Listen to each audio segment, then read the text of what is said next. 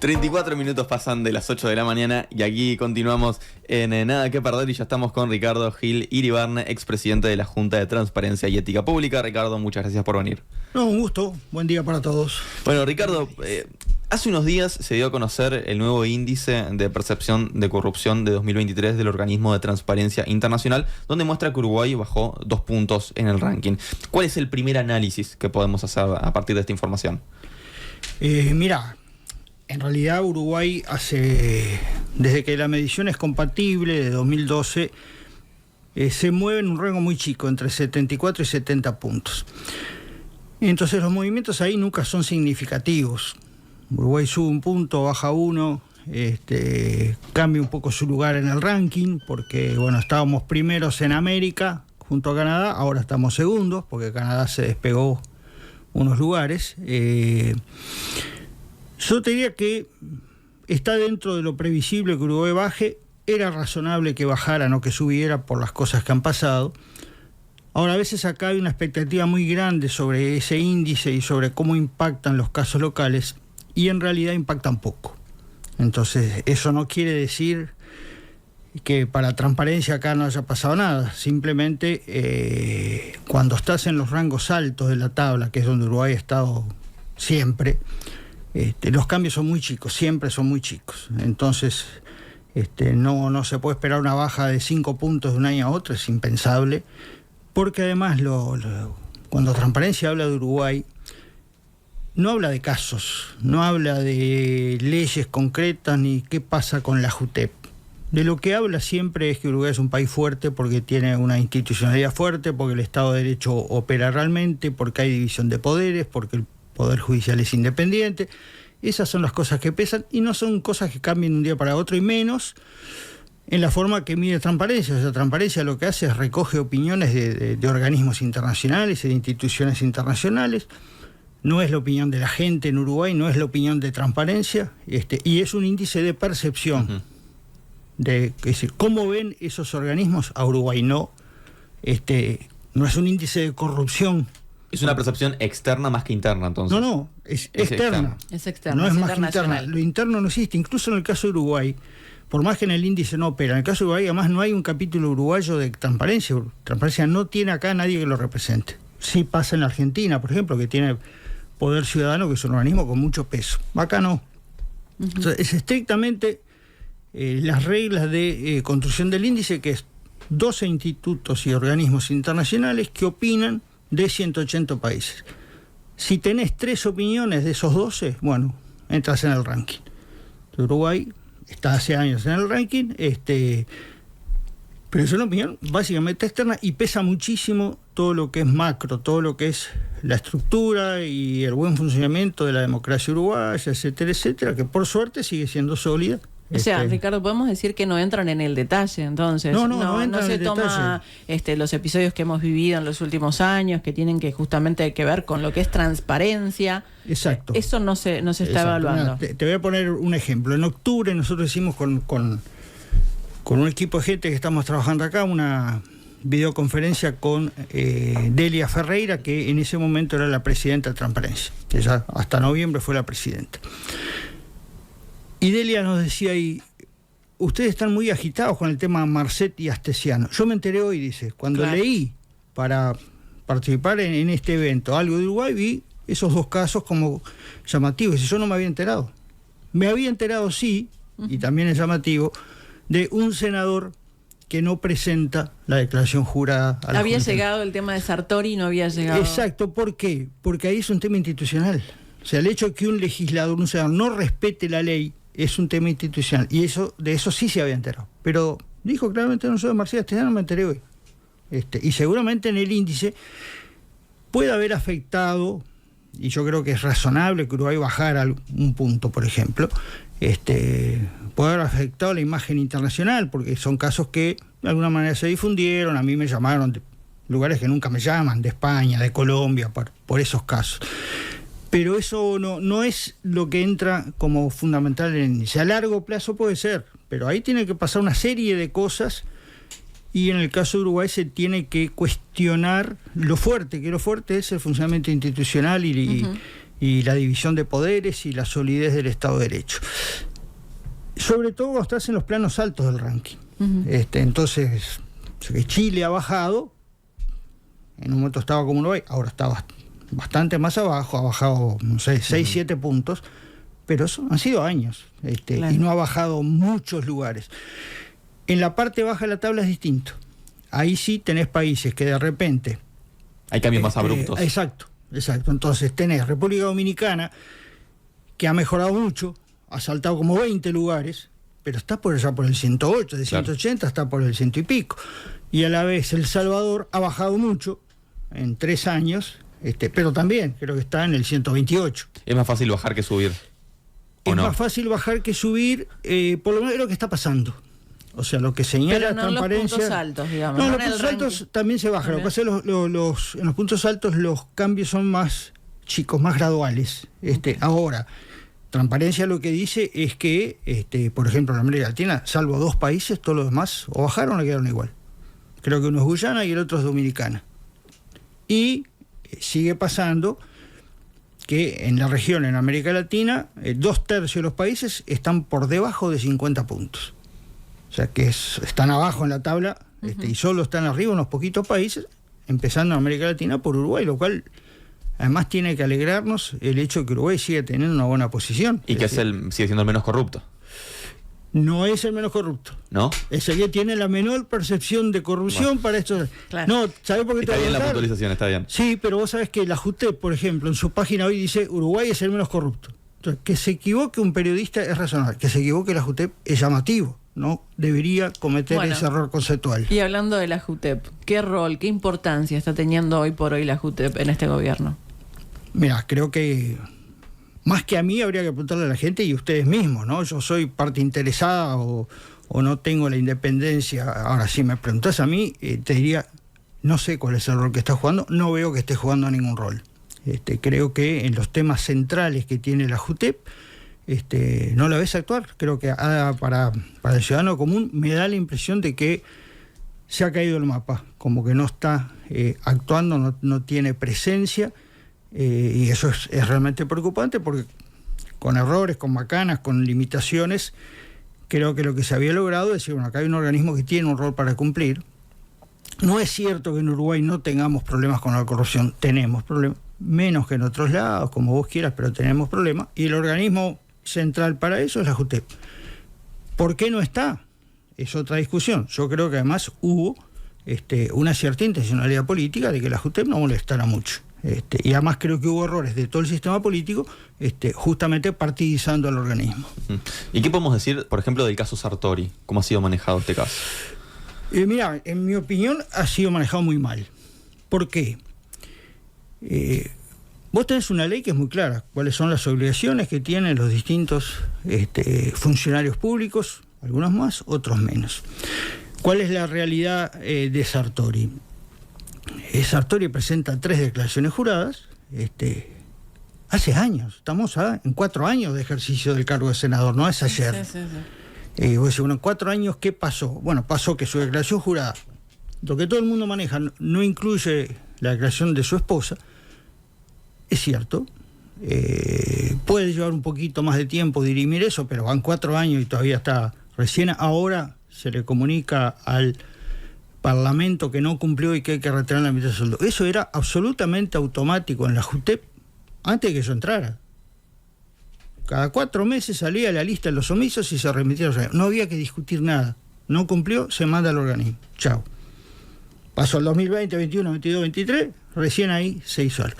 Pero además de lo a la esposa de Sartori, Sartori nunca declaró sus ingresos, salvo el sueldo de senador. O sea, en la primera declaración no tiene ingresos. En la segunda y la tercera tiene ingresos de senador. ¿Vive de eso? Todos sabemos que no. Todos sabemos que no. Todos sabemos además que, porque lo publica la Corte Electoral, que él aportó 107 millones de pesos a su campaña electoral. ¿De dónde sale eso entonces? Yo creo que por tranquilidad para los ciudadanos, ahí hay que juntar el rol de todos los organismos y bueno, declara eso ante la Corte Electoral que no controla nada. No presenta la declaración jurada de la JUTEP, o sea, no sabemos qué ingresos tiene que justifique 107 millones. Y la CENACLAF, que controla el tema del lavado de activos en los partidos políticos, tampoco ha actuado. Entonces decís, hay 3 organismos que deberían actuar y no actúa ninguno. Entonces me parece... Hay varios motivos y todos te van a hablar de que le faltan recursos. Yo creo que no es la razón principal. Creo que la razón principal es si vos asumís que sos un organismo de control y que las leyes están para cumplirse. Me parece que acá nos gusta tener leyes que digan que hay que hacer cosas, pero después no hacerlas. Aprobamos leyes y este año se van a aprobar leyes seguramente, porque es año electoral y queda lindo aprobar ciertas leyes y decimos, no, nos vamos a emprolijar y vamos a controlar mucho, y después no se cumplen. Entonces, todos sabemos que el financiamiento de los partidos hay un agujero negro. Hay una ley que es mala, pero lo poco bueno que tiene no se cumple. Nadie controla nada. La Corte Electoral lo dijo desde el principio, nosotros no podemos controlar esto. Y además todo el mundo le echa la culpa al otro. O sea, el problema son ellos que no quieren transparentar. Y yo digo, bueno, si yo quiero transparentar mis ingresos como partido, nada me impide publicar absolutamente todo. Entonces, bueno, si no quiero que haya donaciones anónimas, que quede claro que yo no las recibo. Si yo no quiero que las empresas donen, que quede claro que yo no recibo donaciones de empresas, y mucho menos si están metidas en el aeropuerto o tienen supermercados a los cuales les interesa estar bien con el gobierno. Hay un tema de transparencia propia, no de los otros, y yo creo que ahí los partidos les gusta hablar de esto cuando acusan a los demás, pero no les gusta hacer lo que debería hacer. Primero limpio mi casa y después me fijo qué hacen los demás, ¿no? La JUTEP, ya te decía, creo que no ha cumplido un rol activo en este periodo, y desde el punto de vista del tercer organismo que yo mencioné, que es la CENACLAF, el tema del lavado, si vos mirás los resultados de Uruguay en los últimos 4 años, son terriblemente malos, y eso lo dice el documento oficial que sacó en el 2023 la propia CENACLAF con la evaluación de riesgo, donde dice que en 4 años hubo 6 casos de lavado y todo chiquitaje. Entonces decimos, en el país se lava menos que antes, qué suerte. Mentira, nosotros sabemos que el crimen organizado está presente mucho más que antes en Uruguay, y si hay crimen organizado hay lavado y hay corrupción, y no estamos teniendo ningún resultado o casi ningún resultado en esas zonas. Uh-huh. Hoy hablabas de los casos más renombrados de estos últimos tiempos, que tienen que ver con el caso Marcet, con el caso Astesiano. Entonces, quizás la pregunta es, ¿qué relación hay, ¿no?, entre las investigaciones que se han hecho, las denuncias contra el gobierno y este discurso de las autoridades donde se habla a favor de la transparencia? Mira, yo creo que efectivamente, incluso cuando ahora con el tema del índice de transparencia, creo que los uruguayos estamos mucho más preocupados que Transparencia Internacional sobre lo que pasa en Uruguay. Creo que eso es bueno. Creo que es bueno que el uruguayo se preocupe de estos temas. Creo que es una fortaleza que Uruguay mantiene. O sea, la gente se enoja, se preocupa con estos casos, se preocupa porque haya efectivamente transparencia, porque haya control y porque no haya impunidad, que es la sensación que siempre te queda. Acá parece que hablamos mucho, pero después no pasa nada. O se arregla con una renuncia y después el que renunció a los 3 días tiene otro cargo donde vive a costa del Estado. Entonces creo que hay una situación que yo creo que todo el sistema político debe asumirlo, que si no mejoramos en ese plano, el ciudadano que hoy se enoja, capaz que se deja de enojar y entra lo que pasa en otros países, que es el escepticismo. Yo ya no creo nada, estos son todos iguales, y vienen lo que nos ha pasado en los países vecinos, el paracaidista que viene con soluciones mágicas, y totalmente desilusionado de lo que ha dado el sistema político, el ciudadano termina votando a alguien que no solo no le soluciona los problemas, sino que los empeora a todos. Entonces yo creo que es realmente preocupante. Me parece que el sistema político debería, en primer lugar, asumir un sinceramiento, decir, bueno, tenemos problemas. Cuando yo siento algún jerarca que dice, no, en Uruguay no pasó ni nunca va a pasar eso, como por ejemplo que el narcotráfico aparezca vinculado a los cargos de gobierno, no me consta que haya pasado, por suerte, pero si no hacemos nada nos va a pasar, porque si pasó en toda la región, y pasa en todo el mundo, no veo por qué los uruguayos estamos vacunados contra nada. Y creo que además el ciudadano, que no siempre tiene a la corrupción como un tema prioritario, porque hay otros temas más urgentes, la corrupción aparece en algunos picos, cuando hay algún lío se habla de corrupción, pero después la cosa se enfría un poco. Entonces el ciudadano no lo tiene en primer lugar, pero lo tiene por allí. Y si termina pensando que todo es una gran mentira, que las leyes están para no ser cumplidas y que todo el mundo hace política o accede a los cargos para beneficiarse y nada más, creo que va a perder confianza, no solo en el sistema político, sino en la democracia. Creo que eso es lo más preocupante. ¿Y cómo se tocan los casos de Astesiano y Marcet con la prevención y el control del lavado de activos? Ahí tenés dos cosas. Tenés el tema de la prevención, que es decir, bueno, ¿qué no hiciste que permitió que pasaran ciertas cosas? Y lo otro, el control y la sanción. Ahora, en el caso de Marcet y en el caso de Astesiano, por lo menos que yo sepa, no se habla de lavado de activos. Se habla de esto, de lo otro, del pasaporte, de la plata, de las cargas de droga, pero no se habla de lavado. ¿Por qué? Y porque en definitiva no se ha incorporado el tema del lavado en la agenda de mejorar las condiciones de vida de los uruguayos, pues eso, en el fondo es eso. Es decir, bueno, el tema de la inseguridad tiene que ver con el lavado, porque el crimen organizado son delitos por plata, y si son delitos por plata donde se gana mucha plata, hay que lavarla. Entonces, lavado hay, sin embargo no hay casos. Marcet aparentemente es un hombre que juega un rol importante en los movimientos de drogas en la región. No me consta que se haya iniciado ninguna investigación sobre lavado de los fondos que genera la organización en la cual estaría Marcet. ¿Debería hacerse? Creo que sí, capaz que se está haciendo, pero no me consta. En el tema de Astesiano, en varias actividades ilícitas en las cuales parece estar implicado, tampoco se ha hablado de lavado. Entonces, me parece que eso lo que refleja es que el lavado no está hoy en la agenda del gobierno y debería estar. Creo que es un tema clave en el combate al crimen organizado y que el lavado no es, como a veces no se dice, pero parece insinuarse, el consumo de los narcos. No, el problema del lavado es porque los narcos se compran autos. Sí, se compran autos y es lavado, efectivamente. Ahora, el tema del lavado es otra cosa, o el lavado que nos tiene que preocupar es otra cosa más grande que es. Nosotros hemos tenido en Uruguay, en el año 2006, organizaciones que lavaron en Uruguay millones de dólares provenientes del narcotráfico. Tuvimos un señor uruguayo en la FIFA que lavó más de 10 millones de dólares en el Uruguay. Por suerte algo se pudo rescatar. Tenemos 75 millones de dólares decomisados en mercadería de contrabando y no tenemos un solo caso de lavado de fondos del contrabando.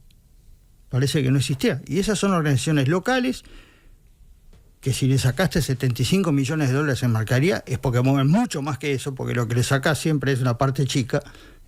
¿Dónde está esa plata? En algún lado está. Está siendo lavada y nadie lo está estudiando, ni tenemos ni un solo caso de lavado de fondos, ni de la corrupción, ni del contrabando, ni del tráfico de personas, ni del tráfico de armas. O sea, parece que somos tan buenos que no tenemos, y el problema es que sabemos que tenemos, y estamos todos preocupados por la presencia del crimen organizado, que además no es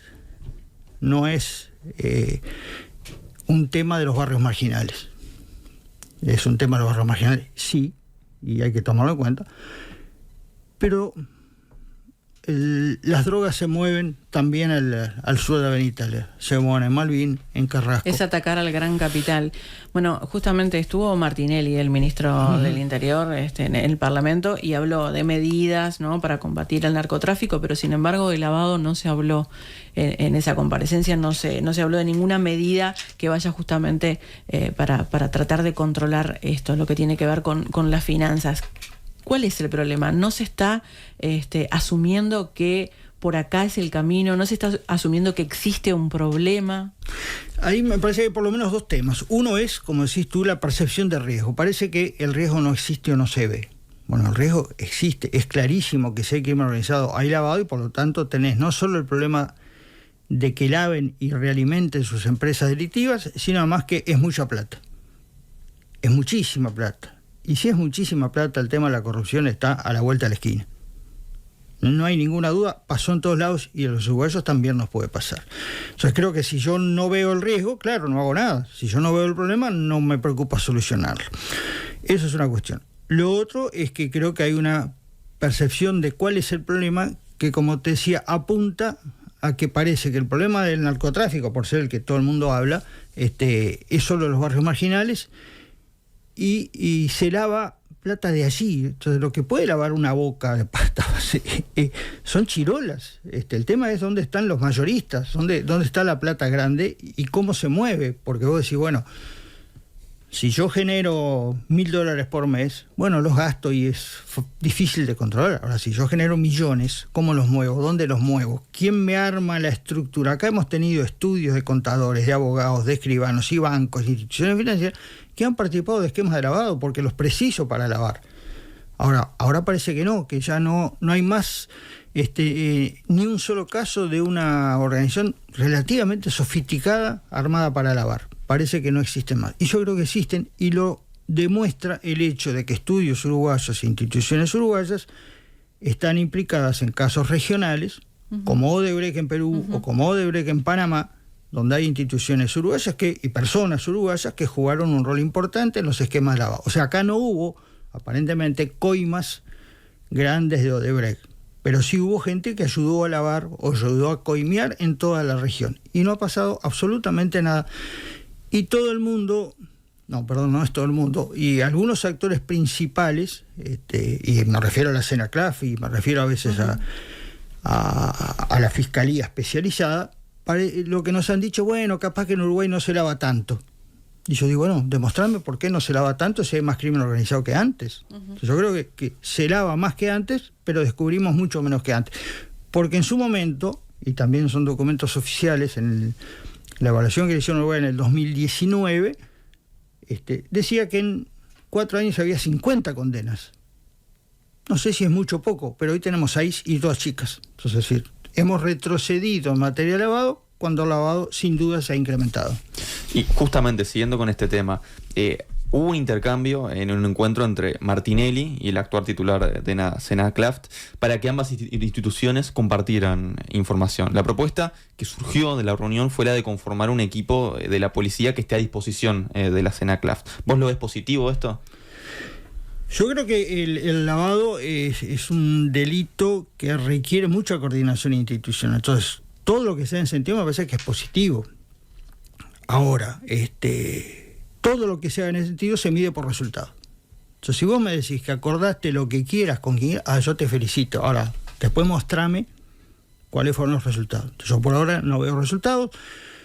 Y lo que sí veo, y es un problema que hay que asumir, es que Uruguay arrancó en el 2005-2004 con este tema del lavado, preocupándose en serio por cambiar el rol que estaba cumpliendo, y generó formas de coordinación institucional, se formó gente que sabía investigar lavado. Hoy no tenemos gente que sepa investigar lavado porque los que estaban ya no están.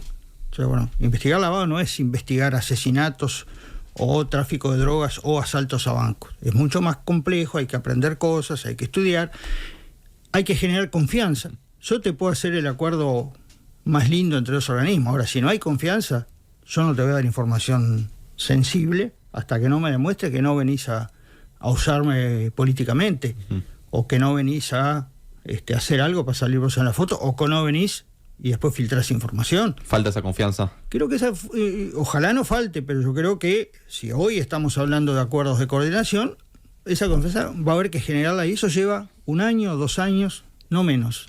Mi experiencia es que eso lleva tiempo porque todo el mundo se mira, no la boca, no lo que decís, sino las manos, a ver qué es lo que haces.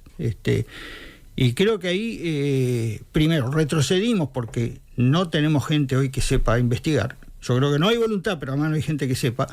Hay que capacitarla, hay que formarla y hay que generar esa confianza. Yo creo que los resultados van a aparecer dentro de un par de años. No veo que hoy haya un especial interés en los resultados. Se firman esos convenios, pero por otro lado, como tú decías, no ahora. En la propuesta de las 15 medidas que en su momento manejó el Ministerio del Interior, que creo que tenía unos elementos positivos, el tema lavado no existía. Hoy, en las cosas que habla el Ministerio, no existe. La CENACLAF nos dice que, bueno, que en realidad precisamos inversiones y que algunas se nos puede colar, entonces, paciencia, es como un daño colateral. ¿Qué opinas de la gestión del titular de la CENACLAF, de Chediak? Mirá, yo de vuelta, en general eso no me parece bien opinar de las personas, creo que además las personas... De la gestión. Yo te diría, el centro ahí son los resultados. Los organismos como la JUTEP, la SENACLAS se miden por resultados. Entonces, si yo concluyo que no hemos tenido casos importantes, que se transmite una baja percepción del riesgo, que se tomaron diversas medidas que debilitan el combate al lavado activo en este periodo, algunas en la LUC y otras fuera de la LUC. Tengo que concluir que a mí esta gestión no me convence. Y no tiene que ver con las personas, porque además hay cosas que no son las personas. Mirá, el ejemplo más claro es que hace poco se modificaron las normas de obligaciones en las zonas francas en materia de control del lavado, y la SENACLAS no tuvo absolutamente nada que ver, ni le preguntaron. O cuando le preguntaron y la SENACLAS dijo, no, nos parece que estamos haciendo un trabajo más serio de análisis de riesgo para ver si eso se puede implementar, los pasaron por arriba y sacaron en la rendición de cuentas, liberaron de obligaciones a varios actores de la zona franca. Bueno, justamente sí, a eso también queríamos ir, ¿no? Porque las ventas para el exterior en el 2022 fueron 13.375 millones de dólares. El 32%, o sea, una tercera parte fue exportado por zona franca. Es una porción muy grande de la torta de exportaciones, ¿no? Ya sea por producción, bueno, intermediación y demás. Este año se hicieron 2 reportes, no 3, 2, sigue bajando, ¿no? ¿Por qué es importante que estas empresas en particular reporten? Mira, el sistema de reportes es un sistema que obviamente a los que están obligados a reportar no les gusta, y yo lo entiendo, a mí no me gusta. Yo, entre tener que hacerlo y no hacerlo, prefiero no hacerlo. Sí, son ahora. controles. Son controles en un delito que es muy difícil de investigar y es muy difícil de detectar. ¿Por qué? Porque ¿cómo le hago plata yo? Y bueno, hago una transferencia, compro una casa, compro un campo, compro una industria, hago una exportación trucha, pero comprar una casa, comprar una industria, mover plata en un banco o hacer una exportación no es un delito.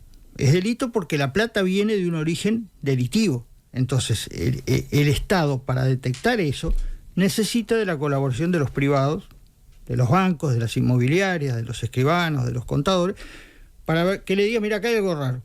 O sea, el privado no tiene que ponerse a investigar policialmente, tiene que decir al Estado, acá hay algo raro.